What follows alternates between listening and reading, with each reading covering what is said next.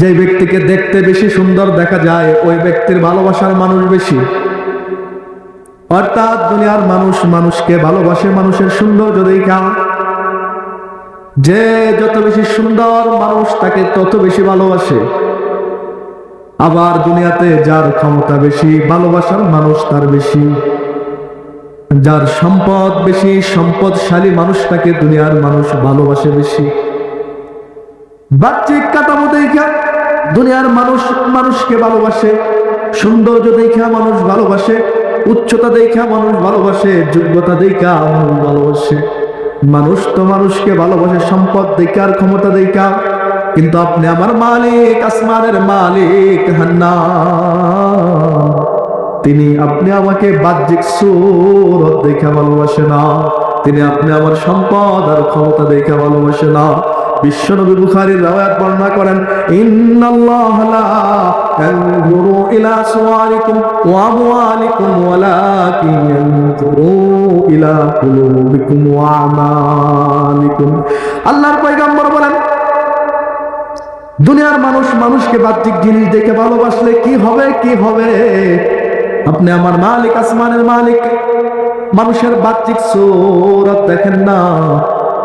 আল্লাহর কোন বান্দা দেখতে কেমন এটা দেখেন না।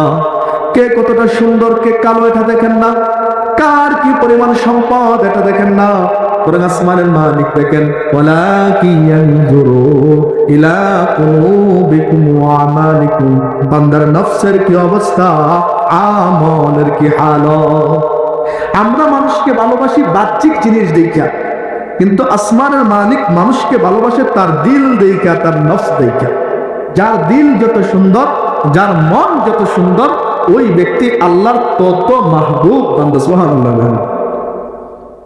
লোকটাকে দেখতে যদি আব্দুল্লাহ ইবনে উম্মে মাকতুমের মতো অন্ধ হয়, অথবা লোকটা যদি হযরতে বেলাল হাবশীর মতো কালো এবং অসহায় হয়, কিন্তু তার দিলটা যদি ভালো হয়, তাহলে বেলাল হাবশীর মতো ওই বান্দাকেও আল্লাহ ততটাই ভালোবাসবে।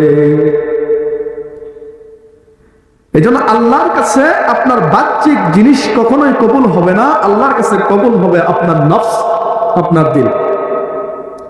কথা কি বুঝতেছেন? তো মুহতারাম হাজিরিন, এবার যেহেতু নফসের কারণেই মানুষ মানুষ হয়, এই কারণে জমিনে আল্লাহ যত নবী রাসূল পাঠিয়েছিলেন সকলকেই দিলের নফসের ডাক্তার বানিয়ে পাঠিয়েছিলেন। তারা দুনিয়াতে আইসা আপনি আমাকে বলে নাই মাথা ব্যথা করলে কি ওষুধ খাইতে হবে, এটা বলে নাই। তারা বলছে দিলের ভিতরে রোগ বাসা বাঁধলে কি করে রোগ দূর করতে হবে, ওইটা আমাদেরকে বলছে। এই জন্য আল্লাহ পাক রাসূলকে বলছেন, ওয়ুযাক্কিহিম, আপনি অন্তরের পরিশুদ্ধতার মাধ্যমে ইনসানকে মানুষে রূপান্তরিত করুন। কারণ যদি অন্তর পরিশুদ্ধ না হয়, দেখতে মানুষ দেখা যাবে কিন্তু আসলে এটা মানুষ না। উলাইকা কাল আনআম বাল হুম আদল, বরং এটা হলো জানোয়ার, এমনকি জানোয়ারের চাইতেও নিকৃষ্ট কোনো প্রাণী। যে কারণে আপনি অন্তরের পরিশুদ্ধতার মাধ্যমে কি করবেন? এদেরকে প্রকৃত মানুষে রূপান্তরিত করবেন। মানুষের শরীরের ভিতরে যেমন রোগ হয়, মানুষের দেহের মধ্যে যেমন রোগ হয়, অন্তর নফসের মধ্যেও তেমন রোগ হয়। মানুষের নফসের যে রোগ হয়, এই রোগ আপনি আমি বুঝবো কি করে, উপসর্গগুলি কি? মানুষের দেহের মধ্যে রোগ হইলে আমরা বুঝতে পারি পেটে ক্যান্সার হয়েছে, ব্যথা শুরু হয়ে গেছে। চোখে সমস্যা হয়েছে, ঝাপসা দেখতেছে। মাথায় সমস্যা হয়েছে, ব্যথা শুরু হয়ে গেছে। বাহ্যিক উপসর্গ দেখে আমরা বুঝি মানব দেহের ভিতরে সমস্যা দেখা দিয়েছে, ঠিক না? কিন্তু দিলের ভিতরে রোগ হইলে এটা বুঝবো কি কইরা? 2 নম্বর প্রশ্ন, মানুষের দেহের ভিতরে রোগ হইলে ডাক্তারের কাছে যায়, দিলের ভিতরে রোগ হইলে কার কাছে যাব? কারণ দুনিয়ার ডাক্তার তো দিলের চিকিৎসা করতে পারে না। কয় না মন খারাপের কোনো ঔষধ নাই, ডাক্তার নাই। মনের ভিতরে তো ডাক্তারের হাত নাই, ওইখানে রোগ হইলে চিকিৎসা করবো কোথায় দিবে? 3 নম্বর প্রশ্ন হলো, দিলের ভিতরে, শরীরের ভিতরে রোগ হইলে আমরা দুনিয়ার ঔষধ খাই, ফার্মেসি থেকে ঔষধ খাইলে রোগ ভালো হয়ে যায়। কিন্তু দিলের ভিতরে রোগ হইলে এখানে তো ঔষধে কাজ করে না, তাহলে খাইমু কি? ঔষধ পাবো কোথা থেকে? তো প্রথম নম্বর প্রশ্ন হলো, দিলের ভিতরে রোগ হয়েছে, রোগ বুঝবেন কি করিয়া? তো রোগ বুঝার আগে আমাদের জানতে হবে দিলের ভিতরে কয় ক্যাটাগরির রোগ হয়। দেখবেন এই রোগগুলি আপনি আমার অন্তরে আছে কিনা। মনে রাখবেন, শরীরের ভিতরে যদি রোগ হয়, ক্যান্সার হয়, আপনি আমার 3.5 হাত শরীরের ভিতরে রোগ হয়, ক্যান্সার হয়, এই রোগ সর্বোচ্চ আপনাকে আমাকে কবরে নিয়ে যাবে। নাকি আরো ক্ষমতা আছে শরীরের রোগের? কবরের বাহিরে কোথাও নেওয়ার ক্ষমতা আছে? আপনি আমার শরীরে ক্যান্সার হয়েছে, ক্যান্সারের সর্বোচ্চ দৌড় হলো কবর পর্যন্ত, আমাকে কবরে নিয়ে যাইবে। মনে রাখবেন, যে ব্যক্তির ক্যান্সার হয় নাই ওই ব্যক্তিও কবরেই যাবে। তো দুজনের রেজাল্ট কিন্তু এক জায়গা। কিন্তু যদি নফসের মধ্যে রোগ হয়, দিলের মধ্যে রোগ হয়, আল্লাহর কসম মুহতারাম হাজিরিন, দিলের রোগ আপনাকে শুধু কবরেই নিয়ে ছাড়বে না, দিলের রোগ আপনাকে একেবারে জাহান্নামে তো নিবেই, দুনিয়ার জমিনও আপনাকে দুনিয়ার সবচেয়ে অপদস্থ বেইজ্জতির মৃত্যু আপনার নসিবে জুটবে। এই জন্য দেহের চিকিৎসা করার জন্য আমরা যতটা ফিকির করি, তার চাইতে বেশি ফিকির করা দরকার নফসের চিকিৎসা করার জন্য। কারণ হলো আপনার চোখে সমস্যা, চোখ দুইটা অচল হয়ে যাবে। আপনার হস্তদ্বয় সমস্যা, হস্তদ্বয় অচল হয়ে যাবে। আপনার পায়ে সমস্যা, পা দুইটা অচল হয়ে যাবে। যে অঙ্গে সমস্যা ওই অঙ্গটা অচল, অন্য অঙ্গগুলি সক্রিয়। কিন্তু নফস হলো এমন একটা অঙ্গ, আপনি আমার নফস হলো এমন একটা জায়গা, যদি নফসের ভিতরে সমস্যা দেখা দেয়, তাহলে শুধু চোখ আর হাত নয়, বরং গোটা বডিটাই অচল হয়ে যাবে। নফসের সমস্যা, দৃষ্টি খারাপ হয়ে যাবে, আর ভালো জিনিস দেখা যাবে না। নফসের সমস্যা, জবান খারাপ হয়ে যাবে, আর জবান দিয়ে ভালো কথা বের হবে না। নফসের সমস্যা, হস্তদ্বয় খারাপ হয়ে যাবে, হস্তদ্বয় দ্বারা ভালো কাজ করা যাবে না। পরিবারের সদস্যদের নফসের ভিতরে সমস্যা, তো পরিবারে অশান্তি লেগেই থাকবে। সমাজের মানুষের অন্তরের সমস্যা, সমাজে হানাহানি লেগেই থাকবে। রাষ্ট্র আর রাষ্ট্রপতির অন্তরের সমস্যা, তো রাষ্ট্রের ভিতরে অশান্তি লেগেই থাকবে। পক্ষান্তরে যদি অন্তর ভালো হয়ে যায়, দিল যদি ভালো হয়ে যায়, তাহলে যেমনি ভাবে বান্দার দৃষ্টি ভালো হয়ে যাবে, হস্তদ্বয় ভালো হয়ে যাবে, জবান ভালো হয়ে যাবে। এখন জোর করেও তার জবান দিয়ে একটা গালি বের করা যাবে না, গীবত শিকায়েত বের করা যাবে না। বান্দার পা দুইটা ভালো হয়ে যাবে, পা এবার এই পা আগে যাইতো গানের মজলিসে, এখন পা দুইটা চলে যাবে কোরআনের মজলিসে, দিলের কারণে। তো যে বলছিলাম, দিলের রোগ হলো 3 প্রকার, অন্তরের রোগ কয় প্রকার? আল্লাহ পাক রব্বুল আলামিন কোরআনে 3 প্রকার রোগের আলোচনা করেছেন। সবচেয়ে ভয়ঙ্কর যে রোগ, এই রোগটাকে বলা হয় নফসে, এই রোগটাকে বলা হয় আম্মারা। যেই নফসের ভিতরে ওই রোগ হয়, ওই নফসটাকে বলে নফসে আম্মারা। 2 নম্বর রোগ লাওয়ামা, যেই অন্তরে এই রোগ হয়, ওই অন্তরকে বলে নফসে লাওয়ামা। 3 নম্বর যে যোগ্যতা, এটার নাম হচ্ছে মুতমাইন্না। যেই অন্তরে ওই রোগ হয়, ওই নফসকে বলা হয় নফসে মুতমাইন্না। তাহলে অন্তরের রোগ কয় প্রকার বলতে হবে? কয় প্রকার? 3 প্রকার। নফসে আম্মারা, যে নফস,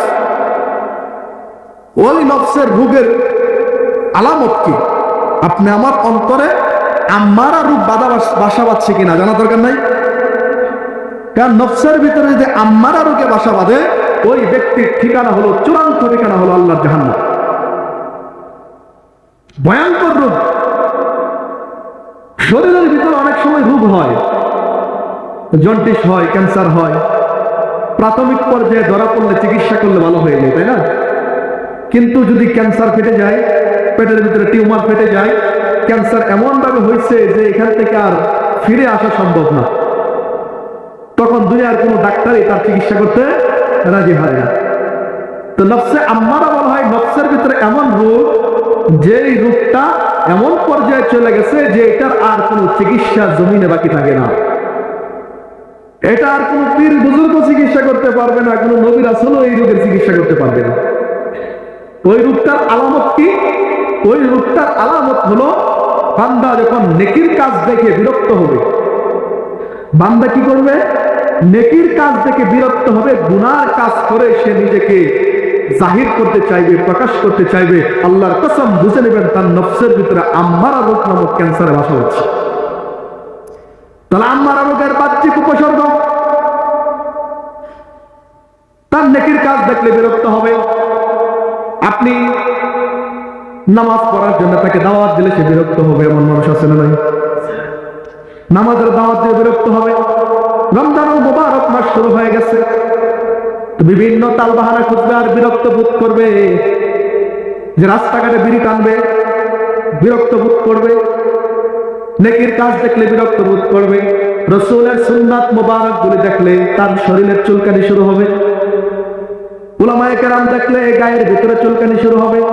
আলেমদের বিরুদ্ধে চক্রান্ত ষড়যন্ত্র লেগেই থাকবে। একটু সুযোগ পাইলেই ইমাম সাহেবকে পাবলিক প্লেসে ফালাইয়া ইচ্ছা মতো গোলাই করার চিন্তা করবে, আছে না নাই? পক্ষান্তরে গুনার কাজ দেখলে উৎফুল্ল হবে। 100টা ইউনিভার্সিটির মেয়েকে দর্শন করার পর সে অনুষ্ঠান করবে, প্রকাশ করবে, গানের কনসার্ট করে মানুষকে জানাইবে, দেখো আমি কত বড় মাইয়া আইনা চাইতেছি। গুনার কাজ করে নিজেকে জাহির করবে, গুনার কাজ করে নিজেকে অহংকারী মনে করবে, গৌরব করবে। তো এই জিনিস, এই গুণ যে ব্যক্তির ভিতরে পাবেন, বুঝে নেবেন ওই ব্যক্তির অন্তরে আম্মারা নামক রোগ বাসা বেঁধেছে। আম্মারা রোগ যে ব্যক্তির অন্তরে বাসা বেঁধেছে, ওই ব্যক্তিকে আপনি আর কোনোদিন সুপথে ফিরিয়ে আনতে পারবেন না, কারণ সে নেকির কাজে বিরক্ত বোধ করবে। আজকে এই আম্মারা রোগের মানুষের সংখ্যা আমাদের সমাজে কম না বেশি? আজকে নেকির কাজ বিরক্ত হয়, ওয়াজ মাহফিল করবে তো বিভিন্ন বাধা প্রটোকল দেয়, প্রতিবন্ধকতা সৃষ্টি করে। কিন্তু আপনি যাত্রা ফালা দিবেন, দেখবেন বাহাবার শেষ নাই। আজকে মাইয়া বিয়া দিবেন, যদি বলা হয় মাইয়া বিয়া দিবা, হিন্দুয়ানি সংস্কৃতি করা যাবে না, তখন সে আপনার উপর ক্ষিপ্ত হবে যে মাইয়া বিয়া দিয়ে যাচ্ছি, এখানে অনুষ্ঠান হবে, গান বাজনা হবে, নাচানাচি হবে, এটাই স্বাভাবিক। এই সমাজের মানুষের সংখ্যা আমাদের সমাজে বেশি, আমাদের দেশে বেশি। আজকে পরিবারের সদস্যদের অন্তরে আম্মারা রোগ বাসা বেঁধেছে। আজকে রাষ্ট্রের মানুষের অন্তরে আম্মারা রোগ বাসা বেঁধেছে। এই আম্মারা রোগ বাসা বাঁধার কারণে আজকে বাংলাদেশে 90% মুসলমানের দেশে বসবাস করে মনে হয় ভারতের পশ্চিমবঙ্গে বসবাস করতেছি। আজকে আমার দেশে এই কয়েক বছর আগে একজন হিন্দু মহিলা একটা টিপ কেন্দ্র করে, ফার্মগেটে একটা টিপ কেন্দ্র করে একজন পুলিশ কনস্টেবল একটা মন্তব্য করেছিল। তো টিপের ব্যাপারে পুলিশ কনস্টেবল, মুসলিম কনস্টেবল মন্তব্য করছে কেন? এই অপরাধে শেষ পর্যন্ত ওই বেচারার চাকরি চলে গেছে। আর কি হয়েছে? চাকরি চলে গেছে।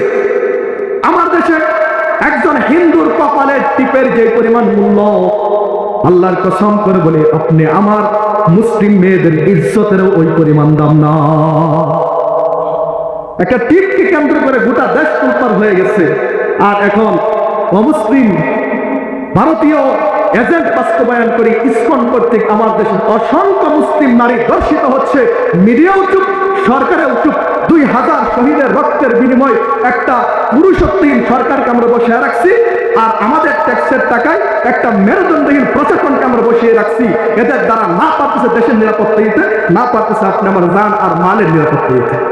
কথা বলেন না কেন? দেখলে এই যে আপনাদের গাজীপুরে কয়েকদিন আগের ঘটনা, এই ঘটনা কেন্দ্র করে টঙ্গীর আমাদের এক আলেম, মুরব্বী মানুষ, বয়স্ক মানুষ, আমার একটা মুসলিম মেয়ে ধর্ষিত হয়েছে, এখানে একই কথা বলার অধিকার আমার নেই? এই কথা বলার কারণে ওনাকে গুম করা হয়েছে। 2 দিন পরে ওনাকে পঞ্চগড়ের ভারতের সীমানায় জঙ্গলের ভিতরে উলঙ্গ অবস্থায়, হাত পায়ে বাঁধা অবস্থায় ওনাকে উদ্ধার করা হয়। আজব কারণ। অ্যাডভোকেট আলী সিলেটের উনাকে প্রকাশ্যে কুপিয়ে হত্যা করা হয়েছে। বিচার পাইছেন? পাইছেন বিচার? ইসকন কর্তৃক হত্যা হয়েছে, কোনো বিচার পান নাই। গত বছর বা 2 বছর আগে পঞ্চগড়ে 2 জন হাফেজে কোরআন শ্রমিক, যাদেরকে অপবাদ দিয়ে ইসকন কর্তৃক তাদেরকে পিটিয়ে জনসম্মুখে হত্যা করা হয়। বিচার পাইছেন? গত বছর বা 6 মাস আগে ছোট্ট শিশু আশিয়াকে গণদর্শন করা হয় বোনের জামাই বাড়িতে, গ্রেফতার করা হয়েছে, জেলে নিয়ে গেছে। কিন্তু এরপরের ঘটনা কি জানেন? আপনাদের কালে করে মেয়েটাকে দর্শন করা হয়, 3 দিন পর্যন্ত আটকে রাখা হয়। প্রশাসন তো এতই নীরব যে ইসকনের বিরুদ্ধে সে জিটি নিতেও রাজি নয়। তাহলে আপনি কি করে বলবেন আপনি মুসলিম দেশে বসবাস করছেন? আপনি কোন সাহসে বলবেন আপনি মুসলিম দেশে বসবাস করছেন? এই দেশে তো আপনার না জীবনের নিরাপত্তা আছে, না ইজ্জতের নিরাপত্তা আছে, না সম্পদের নিরাপত্তা আছে। সুতরাং যেহেতু সরকার প্রশাসন আপনি এবং আমার ইজ্জত জান মালের নিরাপত্তা দিতে ব্যর্থ হয়েছে, সুতরাং আমরা নিজেরাই আমাদের সচেতনতামূলক পদক্ষেপ গ্রহণ করতে হবে, ঠিক না? আমাদের পরিবারের প্রতিটা সদস্যকে আপনি সচেতন করুন। আপনার ছেলেটা আপনার মেয়েটা কাদের সাথে উঠা বসা করতেছে, কোথায় যাচ্ছে খেয়াল করুন, নজর রাখুন। সর্বশেষ যদি কোনোদিন ইসলামের দুশ্মন কর্তৃক আক্রমণের শিকার আপনি হয়েই যান, তাহলে এমনিতেও তো আপনার জীবন যাবে, অমনিতেও জীবন যাবে। তাহলে 2-4টা মালাউনকে জাহান্নামে পাঠিয়ে আপনি শহীদ হয়ে যান, আপনি শহীদ হয়ে যান। তো এই সমস্ত কিছুর কারণ হচ্ছে আজকে আমাদের নফসের ভিতরে আম্মারা নামক রোগে বাসা বেঁধেছে। তাহলে আম্মারা রোগের উপসর্গ পাইছেন? আম্মারা রোগের উপসর্গ হলো নেকির কাজ, সবের কাজ দেখলে শরীরে চুলকানি উঠবে, উলামায়ে কেরাম দেখলে শরীরে চুলকানি উঠবে, নবীর সুন্নাত পাঞ্জাবি টুপি দেখলে শরীরে চুলকানি উঠবে, নামাজের কথা শুনলে বিরক্ত হবে, কিন্তু তাকে গানের কথা বলবেন, কনসার্টের কথা বলবেন, দেখবেন সে হাসতে হাসতে নাচতে নাচতে আপনাকে তার সবকিছু দিয়ে দিবে। এই গুণ যাদের ভিতরে পাবেন, বুঝে নেবেন তার অন্তরে আম্মারা নামক রোগের বাসা বেঁধেছে। যদি সে সুচিকিৎসায় ব্যর্থ হয়, তাহলে তার চূড়ান্ত ঠিকানা হবে জাহান্নাম। তো ওই ব্যক্তি নিয়ে আমার কোনো আলোচনা নেই, কারণ ওই সমস্ত ব্যক্তিদেরকে নবী রাসূলরা সংশোধন করতে পারে নাই। সুতরাং তাদেরকে নিয়ে আমার কোনো আলোচনা নেই। এরা মরলেও আমার কোনো আলোচনা নেই, বেঁচে থাকলেও আমার কোনো আলোচনা নেই। কিন্তু আমার আলোচনা দ্বিতীয় শ্রেণীর মানুষ, দ্বিতীয় রূপ, যে রূপটাকে বলা হয় লাওয়ামা। নফসের 2 নম্বর রোগের নাম কি বলেন? লাওয়ামা। এই লাওয়ামা যে অন্তরে বাঁধে, ওই অন্তরকে বলা হয় নফসে লাওয়ামা। লাওয়ামা রোগের উপসর্গ কি? লাওয়ামা রোগের উপসর্গ হলো, যেমন মনে করেন জ্বর হয় না মানুষের, জ্বর হয়েছে, আপনার সামনে ভালো ভালো খাবার রাখছে, খাবারগুলি আর মজা লাগে না, ভালো খাবার কিন্তু মজা লাগে না। কিন্তু যদি জ্বরটা ভালো হয়ে যায়, তাহলে আবারও খাবারগুলি কি লাগতেছে? মজা লাগতেছে। জ্বর হইলে ভালো ভালো খাবার খাইতে মনে চায় একটু পোলাও খাইতাম, মনে চায় একটু বিরিয়ানি খাইতাম, কিন্তু যখন সামনে নিয়ে দেওয়া হয় তখন আর ভালো লাগে না। এরকম হয় না? অন্তরে লাওয়ামা রোগের উপসর্গ হলো এটাই, বান্দার মনে চায় আল্লাহর ঘর মসজিদে যদি নামাজটা করে আসতাম। মসজিদে এসে ইমাম সাহেব ওয়াদা করছে, হুজুর আমি আসরের নামাজ পড়ব, কিন্তু আসরের সময় হয়েছে, এখন আর নামাজের কথা মনে নেই। সে যখন কোন গুনার কাজ তার দ্বারা হয়ে যায়, তখন নিজেই নিজের কয়, এই কাজটা কিন্তু ঠিক হয় নাই, মানুষকে ধোঁকা দিয়েছি, কাজটা ঠিক হয় নাই। ফজরের নামাজটা কাজা হয়েছে, কাজটা কিন্তু ঠিক হয় নাই। কোরআন তেলাওয়াত করতে পারি না, কাজটা কিন্তু ঠিক হয় নাই। নিজেই নিজেকে শাসা। ভালো কাজ করতে মন চায়, কিন্তু সে করতে পারে না। গুনার কাজ করলে নিজেকে শাসাই, হাই হাই হুজুরকে কথা দিয়েছিলাম আসরের নামাজ পড়বো, এখন আসরের নামাজে যাই নাই, এই কাজটা কিন্তু ঠিক হয় নাই। নিজে নামাজ পড়ে না, কিন্তু নামাজি ব্যক্তি দেখলে 1 কাপ চা খাওয়া যায়, যে হুজুর আপনি নামাজ পড়ে আসছেন, আপনি 1 কাপ চা খেয়ে যান। নিজে কোরআন পড়তে পারে না, কিন্তু ছেলেটাকে মাদ্রাসায় দিয়েছে,